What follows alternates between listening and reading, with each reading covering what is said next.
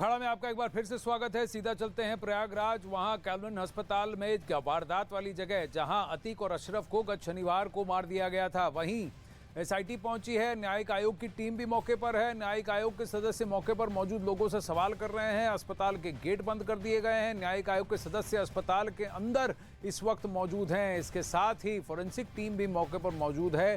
छानबीन इन्वेस्टिगेशन जारी है। सवाल जवाब अब आप देख रहे हैं कि टेप के साथ मेजर किया जा रहा है। गेट से लेकर डिस्टेंस, मौका वारदात का कितने कदम चल के आए, कितनी दूरी आए और कहां से एंट्री की, सब कुछ रिक्रिएट हो रहा है।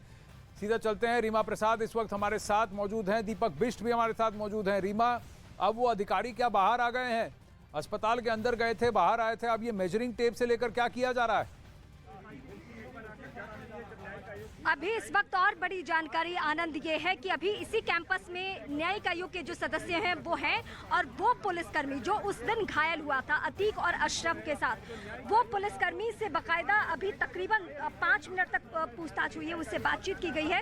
नॉर्मल बातचीत ही वो दिख रही थी, लेकिन वो पूरी प्रक्रिया दिखाई जा रही है। उससे पूछा गया कि कैसे गोली लगी, कैसे क्या हुआ, किस तरीके से फायरिंग हुई, और अब बाकायदा हम दिखा रहे हैं कि कैसे ड्यूरेशन, मतलब वहां से लेकर, आप देखिए आनंद, गेट पे जरा फोकस हम करेंगे दर्शकों के सामने, बकायदा मापा जा रहा है। आप देखिए मापी की जा रही है, मतलब कितना मीटर है, कैसे वो आए होंगे, कैसे इस घटना को अंजाम दिया होगा, ये सब कुछ, ये पूरी प्रक्रिया कैसे की जा रही है। न्यायिक आयोग के जो सदस्य हैं वो इस वक्त सामने हैं, और उनके सामने ठीक ये देखा जा रहा है कि एग्जैक्ट कितना था जी, क्योंकि वो जीप ठीक गेट के पास आके रुकी थी। वो ठीक गेट के पास आकर वो गाड़ी रुकी थी और वहां से दोनों को लाया जा रहा था। दोनों एक साथ बंधे हुए थे, आसपास पुलिसकर्मी थे। आप कह रहे हैं जो एक घायल कांस्टेबल था या पुलिस कर्मी था उस रात का, वो भी वहां पहुंचा, उसने भी कुछ सवालों के जवाब दिए। दीपक, एक बात बताइए, ये क्यों किया जा रहा है? क्या न्यायिक आयोग को ये मेंटेन करना होगा, ये अपनी रिपोर्ट में एग्जैक्टली जो डिस्टेंस है ये सब दर्ज कर इसको क्या उनकी रिपोर्ट में दिखना होगा? ये अब डायगनली जो किया जा रहा है, क्या ये वहां से जहां पर ये शूटर पहले थे और वहां से वो पहुंचे, कैसे वो घूम कर आए, क्या उसको अब नापा जा रहा है? बताइए दीपक। बिल्कुल अनंत, सही कहा आपने, क्योंकि देखिए जिस तरह से पूरा घटनाक्रम हुआ है, डबल मर्डर हुआ है अतीक अहमद और अशरफ का, और वो भी पुलिस सुरक्षा में, तो उसके बाद कई सवाल इस पूरे मर्डर मिस्ट्री को लेकर उठे थे, और इसको लेकर राज्य सरकार ने एक आयोग बना दिया जिसमें रिटायर्ड 2 जजेस हैं और उसके अलावा एक बड़े पुलिस अधिकारी है जो रिटायर्ड हैं। इन तीनों के पैनल जो है यहाँ पर उस इन्वेस्टिगेशन को कर रहा है, क्योंकि कैसे जो तीनों हमलावर यहाँ पर पहुँचे थे 15 अप्रैल की रात को 10 बजे के आसपास यहाँ पर पहुँचे थे, उसके बाद कितनी दूरी पर वो लोग खड़े थे, और जैसे ही वो लगातार जो दूसरे मीडिया कर्मी थे जिनके बीच में वो शामिल हुए थे, उनसे लगातार सवाल पूछे जा रहे थे उन लोगों के द्वारा कि कब तक पेश करेंगे, कब तक उनका मेडिकल होगा। और मोतीलाल नेहरू में उस दिन रात को यहाँ पर जब मीडिया का जमावड़ा ज़्यादा नहीं था, सिर्फ उन लोगों की हलचल ज़्यादा थी, और इसी वजह से ये सारी प्रक्रिया जो है यहाँ पर से कितनी दूर पर वो खड़े थे, कितने फायर किए गए थे, क्योंकि बड़ी इंटरेस्टिंग बात है दीपक। मैं अभी हमारे वीजे ने स्पॉट किया कि एक अधिकारी है जो कि स्केच बना रहा है, जो एक पूरा फ्लो और एक डायग्राम बनाता हुआ वहां दिखा। ये देखिए, ये वो अधिकारी है जो कि वो फ्लो और डायग्राम बनाता हुआ दिख रहा है कि कौन कहां कैसे खड़ा था। तो एक विजुअल रिक्रिएशन जो है वो बाद में रिपोर्ट के अंदर भी इसको दर्ज किया जाएगा। आनंद, ये रिक्रिएशन ही होता है, और रिक्रिएशन को इसी तरीके से किया जाता है, क्योंकि जब तक डायग्राम नहीं बनेगा, कितने फीट में, कितने मीटर में लोग खड़े थे, कितने कहां पर खड़े थे और किस जगह पर उनका शरीर गिरा था, कहां पर गोलियों के खोखे पड़े थे, ये सब डायग्राम के जरिए समझाया जाता है, और इसकी एक रिपोर्ट बनती है जो पैनल को सौंपी जाती है। और पैनल यहाँ पर खुद मौजूद है पुलिसकर्मियों के साथ, जो यहाँ पर फॉरेंसिक टीमें हैं और डायग्राम बनाने वाली टीमें हैं, वो सब इस चीज़ को मैप के जरिए यहाँ पर समझा रही हैं, और इसकी बाकायदा रिपोर्ट तय की जाएगी और कितने खोखे यहाँ पर पड़े थे, क्योंकि 29 जगह पर निशान दिए गए थे कि इन जगहों पर खाली खोखे मिले थे, यानी 29 राउंड फायर किए जा सकते हैं, ऐसा भी यहाँ पर सामने आ रहा था। लेकिन ये सारी रिपोर्ट होगी, क्योंकि जहाँ जहाँ पर फायर हुए थे और किस जगह पर ये लोकेशन में लोग गिरे हुए थे, ये सब यहाँ पर किया जा रहा है। वो लाल टी शर्ट में जो व्यक्ति है जिसके हाथ पे पट्टी बंदी है, क्या ये वही पुलिसकर्मी है जिसने न्यायिक आयोग को के सवालों के जवाब दिए? ये कहां पर खड़ा था, ये जो पुलिसकर्मी है?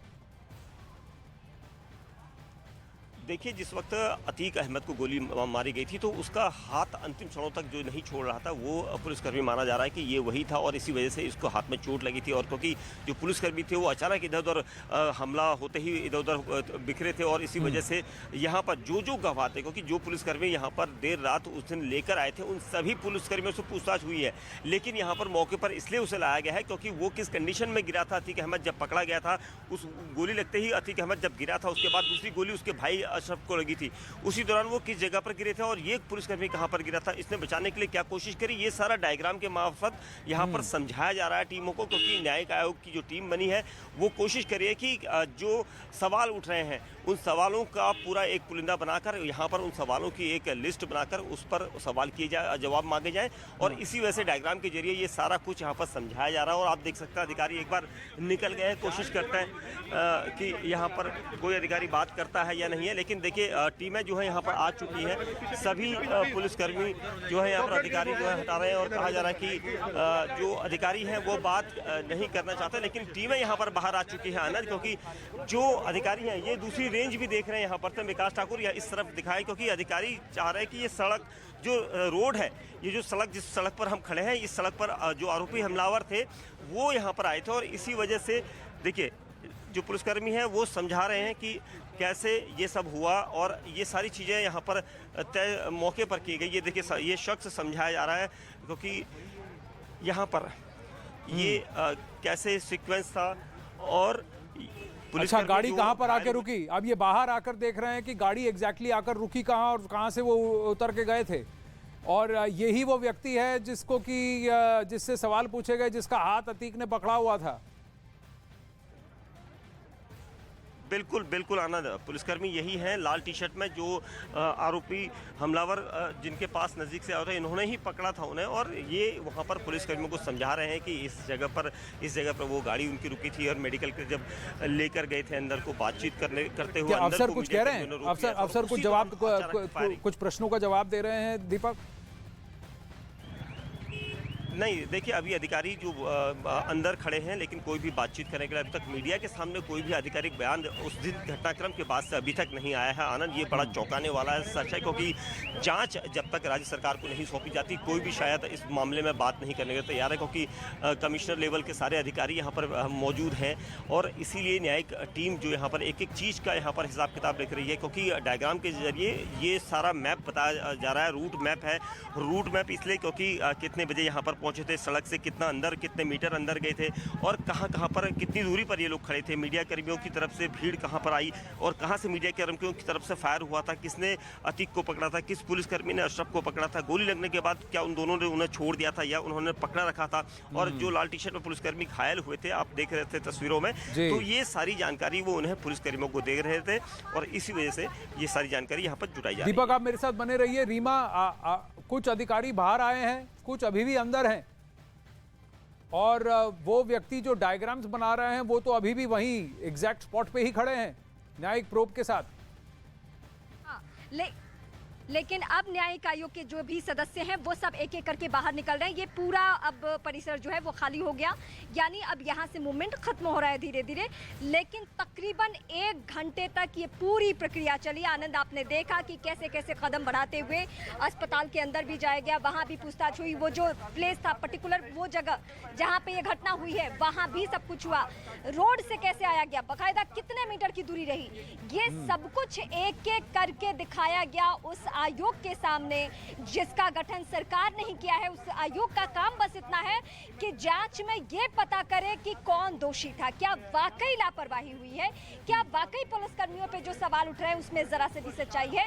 ये आयोग को जांच करना है, एसआईटी का काम है ये जांच करना कि मर्डर करने अब ये तस्वीरें हैं, अब ये तस्वीरें हैं, न्यायिक आयोग की टीम अब निकल चुकी है, न्यायिक आयोग की टीम निकलती हुई दिख रही है। उसी के साथ साथ पुलिस बंदोबस्त वाली टीम जो है वो भी निकलती हुई नजर आ रही है। मैं जरा दीपक से बात करूंगा। दीपक, आप बाहर खड़े हैं तो न्यायिक जांच की जो टीम है वो तो निकल गई, अब क्या पुलिस आगे भी कुछ प्रक्रिया यहां करने वाली है?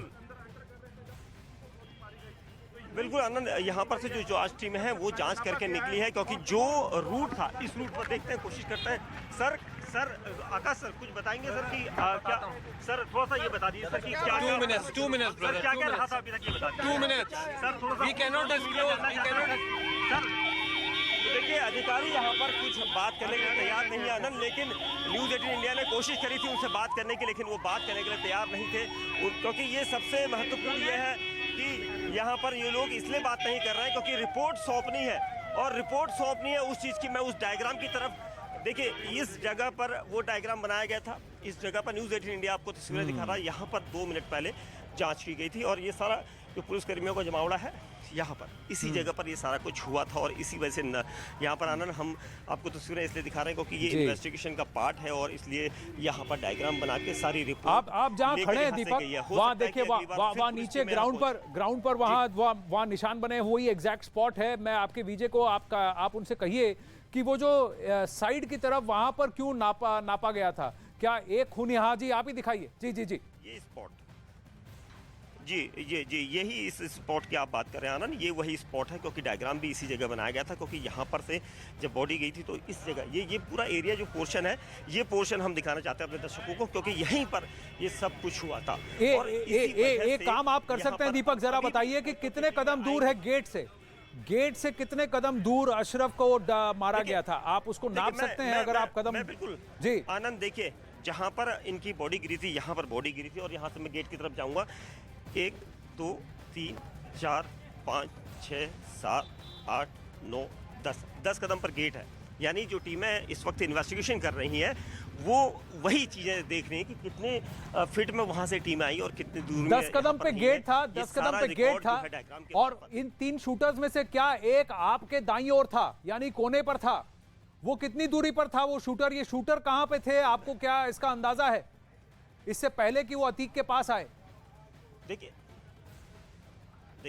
जब अतीक को लाया जा रहा था इस गेट से अंदर की तरफ, तो मीडिया कर्मियों की आड़ में वो तीनों भी अंदर की तरफ आए, और तीनों ने अलग अलग लोकेशन देख रखी थी, क्योंकि टारगेट दोनों को एक ने नहीं बल्कि सबने अलग अलग रखा था कि किसने अतीक को गोली मारनी है और किसने अशरफ को गोली मारनी है। और इसी वजह से ये टारगेट को यहाँ पर फिक्स किया गया था। जिस जगह पर आपको व्हाइट स्पॉट दिखाया जा रहा है, ये स्पॉट पर जब जैसे ही लोगों ने माइक आईडी लगानी शुरू करी मीडिया कर्मियों ने, तो उसी दौरान उन्होंने टारगेट किया था। क्योंकि टारगेट करना इसलिए जरूरी था क्योंकि उसी दौरान उसको अंदर ले जाया जाना था, और इसलिए वही मौका था कि वो तुरंत टारगेट कर दें, और उसी दौरान ताबड़तोड़ फायरिंग। जब आप अंदर कह रहे हैं यानी वो आपके बाईं ओर जहां वो ओपीडी डिपार्टमेंट है वहीं पर? जी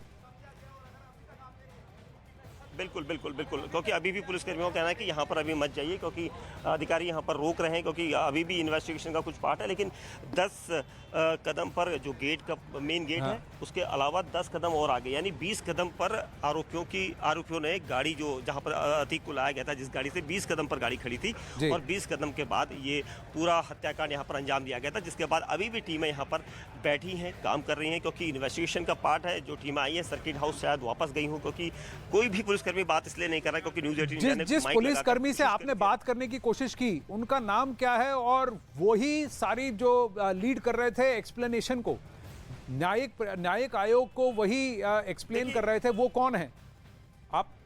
जी देखिए अभी तक किसी पुलिस अधिकारी ने खुद को ये नहीं कहा है कि कौन लीड कर रहा है आनंद, क्योंकि सबसे अहम चीज़ ये होती है कि जब भी कोई केस होता है उसमें जिसको जिम्मेवारी सौंपी जाती है वो टीम वहां पर एक सबऑर्डिनेट के तौर पर यहाँ पर आज वो जिम्मेदारी कौन निभा रहे थे, ऐसा पूछा जाए तो? तरीके से जांच की आज वो जिम्मेदारी कौन निभा रहे थे? जिम्मेदारी के लिए अगर कहें तो देखिए एडिशनल कमिश्नर यहाँ पर जिम्मेदारी निभा रहे थे, यहाँ पर मौके पर मौजूद थे, लेकिन उसके साथ एडीजी भी यहाँ पर मौके पर मौजूद थे। उसके अलावा जो जॉइंट सीपी रैंक के अधिकारी यहाँ पर मौके पर मौजूद थे। उसके अलावा जो न्यायिक टीम यहाँ पर आई थी आयोग की गठन की, वो टीम यहाँ पर मौजूद थी, जिसमें रिटायर्ड जज थे और एक रिटायर्ड पुलिस अधिकारी थे। तो यहाँ पर सब अलग अलग मॉनिटरिंग कर रहे थे, लेकिन बयान देने के लिए जैसे ही बोला गया तो उन्होंने साफ तौर पर मना कर दिया कि हम बयान देने की स्थिति में नहीं है।